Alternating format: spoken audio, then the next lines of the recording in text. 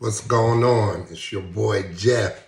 I just get so excited every time I get on here. Well, today I want to talk to you guys about how to get into real estate.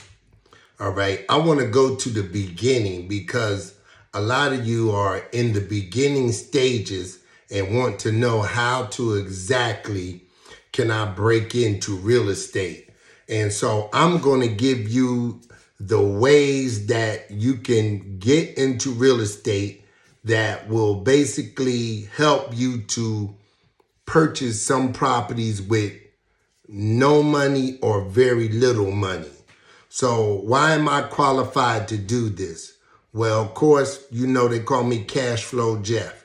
And I was an alcoholic, crack addict, I was homeless, and I overcame all of these obstacles to become a multimillionaire today in real estate. And so if I can do it, believe me that you can do it too. Because any kind of obstacle that's in your way, if you just believe that you can do it, then you can do it. So let's go. First, I want to say, beginning in real estate, you just need to know some terms. So some terms like motivated seller, some terms like ARV, which stands for after repair value, repairs. You need to know the repairs. So once you know the price of a property, and then you know the repairs that need to be done on the property, the amount, then you can actually calculate how much you can get from the property by knowing what the ARV is. So let me give you an example. If somebody is selling a house for $100,000 and the house needs $20,000 in repairs, and the after repair value is $200,000, then you have 80%, here go another word, equity in that particular property.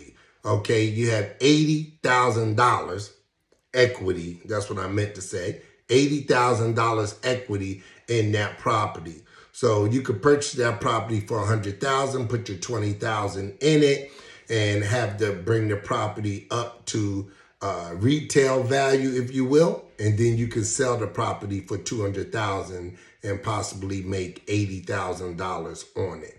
All right, so that's just a very simple example. Now, the first thing that you want to do is that you want to look for what we call motivated sellers, because this will make your life much easier. A motivated seller is a seller that needs to sell. They absolutely got to sell because of some kind of reason. The property can be in bad condition, and they want to get rid of it. They may have inherited the property. So people who inherit property may already own their own property, so they don't want anything to do with another property. They just want the money from it. So they'll go ahead and sell it to whoever comes up to them first, and they'll sell it quickly. The property may not be zoned properly. So if it's not zoned properly, then like say for instance, somebody has a property that is zoned commercial, but they want to do residential. Well, you cannot do residential with a commercially zoned property unless it is commercial residential. So those type of people also want to go ahead and get rid of the property. Other people are behind on their taxes. People who are behind on their property taxes and they don't have the money to actually pay for the property tax, and the property is going to go to foreclosure, then they need to get rid of the property, or they need to find some money to pay for the taxes. Well, a lot of time they can't find the money, so they want to go ahead and get rid of the property. People who are going into foreclosure, all right, people who can't pay their mortgage. So we're talking about people who, for some reason or another, they may have lost their job. They may have been getting a divorce. So instead of having two incomes, they only got one income and they can't make the mortgage payment anymore. I hate to say this, but it's true. The divorced people are very good. See, because neither one of the people want the other one to receive anything. They're getting divorced. The wife don't want the husband to have nothing. The husband don't want the wife to have nothing. So they just get rid of the property for whatever cost that they can. So you can get a very good deal off of that. Those are motivated sellers. Also, owners with properties that are actually got code violations, okay? So, and as I tell you these are also places where you can go look, all right? The code violation list at the city, all right? Because if the property has code violations, then the code enforcement people gonna keep coming out, giving you fine after fine after fine, and after a while, you're gonna be paying fines on a property that more than likely is empty, and you want to get rid of it because it got code violations. So these are people that you also target. If you target the code violation people, then you more than likely can get you a good deal. So what I'm giving you are people that are motivated sellers. And motivated sellers, again, are people that need to get rid of. I remember some time ago when we had the war in Iraq. So there were a lot of people actually leaving who were in the service, and they had to go to Iraq. Well, what happened to the house? They got to get rid of it. And they don't list it with a realtor, because if you list it with a realtor, then it may take some time for the realtor to sell it. So they look for people who has those signs out that say "We buy houses," because they need to get rid of the property very quickly. And if they can get rid of that property very quickly, then they go to the service, and then they're good.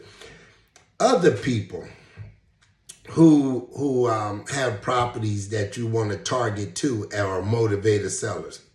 Somebody may own a property, say because they once lived in Georgia, now they live in California, or whichever state. I'm just giving you examples, okay? If they lived in Georgia and they moved to California and they still got the vacant property here in Georgia, they're paying taxes on that property, but it's a vacant property.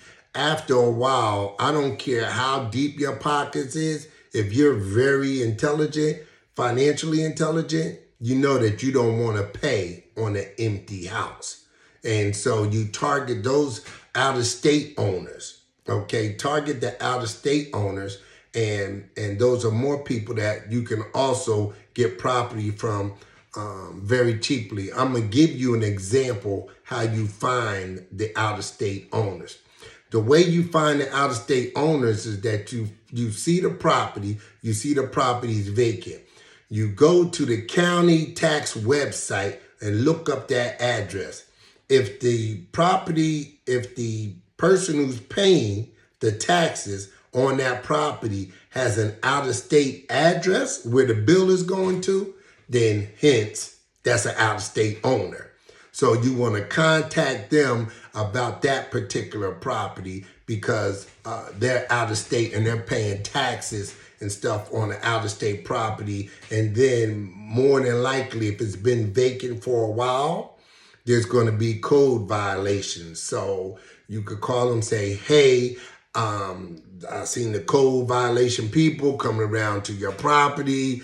It's just sitting there. If you got vagrants or whatever else is going on, I would like to purchase that property from you and save you a lot of money from code violations and things like that. And the people definitely will be more than glad to go ahead and do that for you. So other people, I don't think I mentioned this, other people are people who have lost their job. You know, they got the pink slip. They know that they're losing their job. So they know they're not going to be able to keep up the payments on the property. So these are other people that you also want to target. Now, how do you target motivated sellers? How do you get them to actually call you? And this is the part that I like. See, because instead of you doing cold calling, calling people, you actually want people to call you. How do you get them to call you? You advertise. That's how you get people to call you. Now, if you're just beginning and you don't have, a lot of money, then you can't do what I used to do when I was rolling. I had billboards all over the place and radio ads and all that, and people would contact me more than I could basically handle it sometimes, but I did. So, if you don't really have the money, what I suggest that you do is I suggest you start with what we call bandit signs. Bandit signs are those signs that you see on the side of the road that say, "We buy houses, fast cash," and then it got a phone number. Those signs, you can get about 100 signs for about $200. You target an area and be consistent with putting the signs out in those areas. Now, I suggest that you put the signs out on maybe a Thursday night or Friday night, late night, so the signs can at least stay up over the weekend. Because when you put the signs out, there are the sign police gonna come around and pick the signs up and just throw them away. So if you want people to really get a chance to see them for a while, then I suggest that you put them out closer to the weekend because they don't work on the weekend. Okay, so get you some bandit signs. Put the bandit signs out. Do it consistently. It still works. I'm quite sure wherever you at, you see getting off the highway, those signs staying there. "We buy houses," and then the phone number, fast cash, 7 days, whatever else. So I suggest that's the way that you can get started in real estate. Very simple, very quick, and will help you to make money. Now, when you target motivated sellers, again, these are people that want to sell. They actually are begging for you to take the house from them. Some of them, if they're in pre-foreclosure, they know that the house is going into foreclosure. They know they need to get rid of it. All you have to do is say, "Hey, listen, your house is going into pre-foreclosure. I want to help you out of this situation. So I want to stop a foreclosure from going on your credit so that you can go ahead and purchase another house somewhere else without a foreclosure going on your credit." What I will do is I will come in, I will make up all your back payments to the mortgages that you already owe, and I will give you some money, and you determine how much. It could be $1,000, $2,000, or whatever, so that they can go ahead and move to somewhere else. Because what you don't want to do is to pay their back mortgage, which we call arrears. You don't want to pay the arrears and leave them in the house. No, you don't want to do that, because then they're going to never leave. All right. So, and in addition to that, they have to sign the deed over to you. And what I mean by that, not to you personally, to let them sign the deed over into what we call a land trust. That's a discussion for a different day. I don't want to get in. This video is just about how to get started in real estate with very little or no money. And the main way is to find motivated sellers. And once you find the motivated seller, then you can go ahead and do a deal with them. Most of them will sign the house over to you. This is the one question that you ask. When you ask this important question, this will tell you if you can get the house for free or not. Y'all ready? Here go the question. Do you want to sell the house for what you owe on it? That's the question. Do you want to sell the house for what you owe on it? When you ask that question, if they say yes, that means that they just want to get out. They'll sign the deed over to you. You'll take over the payments, and they'll be gone. The mortgage will stay in their name. Yes, the mortgage is going to stay in their name, but the deed is going to be in your land trust. You be the trustee of the land trust, and you own and control the property. It's the sweetest thing ever. If you want to go even one step further, believe me, this works. Because I know some of y'all talking about, ain't nobody going to sign the house over it. Believe me, this works. And this works what I'm about to tell you too. For the people that are not in pre-foreclosure, because pre-foreclosure people more than likely don't have any money. That's why they're in pre-foreclosure, because they don't have any money. Okay. But for the people that are not in pre-foreclosure, like people who may just have more than one house, like they were living in one house, then they moved to another house, now they making a payment on this empty house over here. And a lot of people don't want to go at realtors because realtors take a long time to sell houses if it's not a seller's market, okay? They take a long time to sell houses. They don't have time. So you say to them, listen, I will make your payments up over your house, okay? However, I need for you to make 3 payments after you move out, and then I will go ahead and start on the 4th payment. Let me say that again. You say, I can help you out, Mr. or Mrs. Homeowner. However, I need you to make 3 payments on the property after you move out, and I will take over on the 4th payment. Now, what does that do for you? That gives you 90 days to go in, do a little cleanup or whatever that needs to be done, find you a tenant buyer, or find you, if you're going to do what I specialize in, medium-term rentals. It allows you to go get the furniture and everything so that you can rent the property out, buy the room to traveling nurses, flight attendants, students, professionals, construction workers, all of these people that come in and rent for more than 30 days by the room. So it gives you time to get your place set up. If you're going to do a lease option, then you can do a lease option, find a tenant buyer. A tenant buyer is somebody that comes in, they don't have good credit. However, they got cash.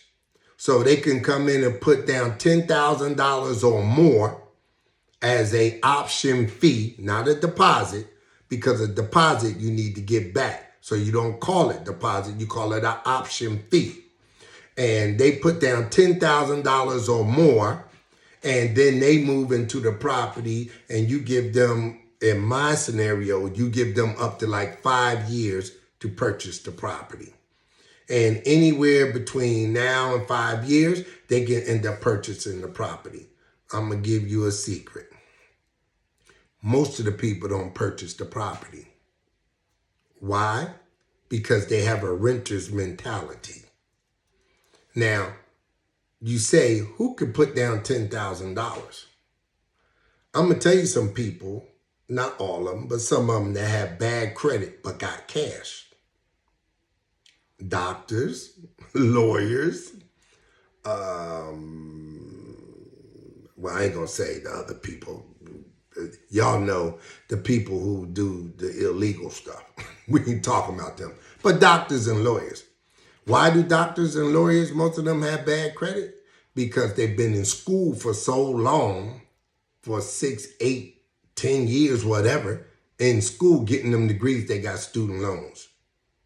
And most of them, when they decide to get out, they a doctor, or lawyer, they want to buy a flashy car, but not pay the student loans. So they got bad credit.